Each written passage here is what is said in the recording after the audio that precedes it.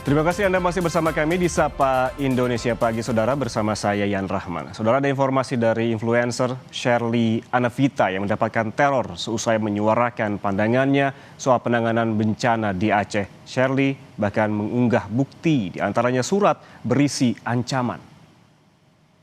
Keluar dari tempat tinggal dan Shirley mendapati ini di depan ada satu kantong telur yang sudah dilemparkan dan kertas. Kayak gini, saya belum buka ini isinya apa. Dan di depan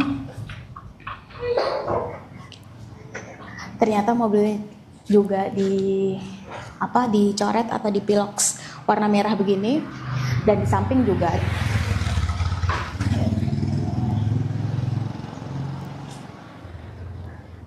Nah, kita coba lihat.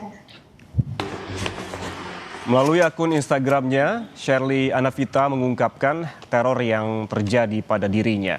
Ia menunjukkan benda-benda yang dikirim dalam teror ini. Di antaranya adalah telur busuk, surat yang berisi ancaman hingga aksi vandalisme terhadap mobil pribadinya. Menurut Shirley, teror semakin bermunculan setelah dirinya membuka suara mengenai kondisi warga Aceh yang terdampak bencana. Ternyata mobilnya juga Dalam salah satu unggahannya, Shirley menuliskan teror-teror ini terasa sekali setelah Shirley yang memang berasal dari Aceh ikut memberikan pandangan di beberapa acara TV terkait bencana di Sumatera.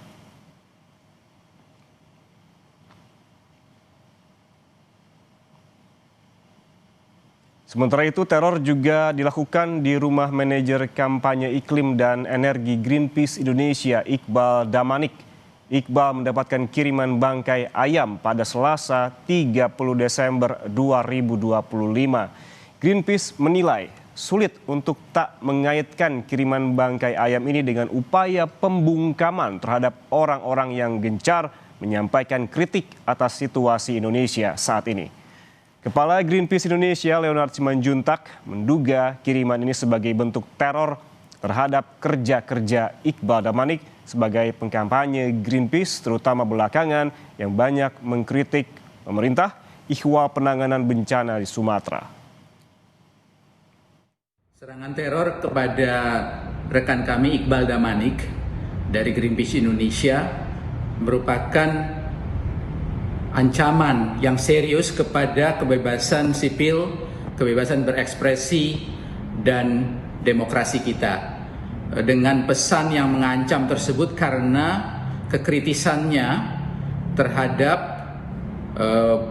upaya-upaya penanganan bencana di Sumatera yang dipandangnya dan kami pandang tidak maksimal, dan seharusnya lebih baik, seharusnya lebih cepat. Atas teror yang terjadi pada influencer, kreator konten hingga aktivis, Komisioner Kompolnas Muhammad Hoirul Anam mengecam tindakan ini. Anam meminta kepolisian mengusut dan mengungkap pelaku hingga dalang teror.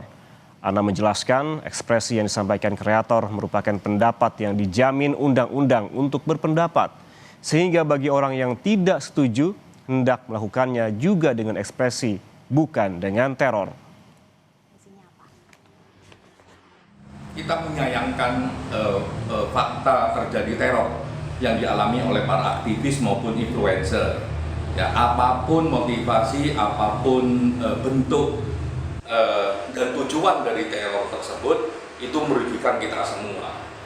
Apa yang mereka lakukan itu bagian dari hak yang dilindungi oleh konstitusi kita, dilindungi oleh undang-undang kita, dilindungi oleh prinsip-prinsip hak asasi manusia. Oleh karenanya penting ya kepolisian untuk mengungkap siapa pelaku di balik aksi teror ini dan siapa di balik dalang ini.